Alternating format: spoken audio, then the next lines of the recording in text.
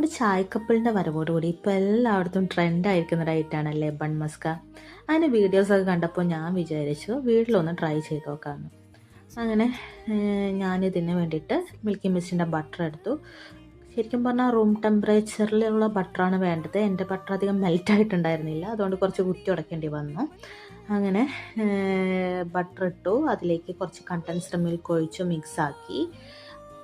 ഇങ്ങനെയാണ് നമ്മൾ മസ്ക് റെഡിയാക്കുന്നത് കേട്ടോ. ഇതിലോട്ടുള്ള ആ മസ്ക് റെഡിയായി കഴിയുമ്പോൾ നമ്മളിതിന് എടുക്കേണ്ടത് നല്ല സോഫ്റ്റ് ആയിട്ടുള്ള ബണ്ണാണ്.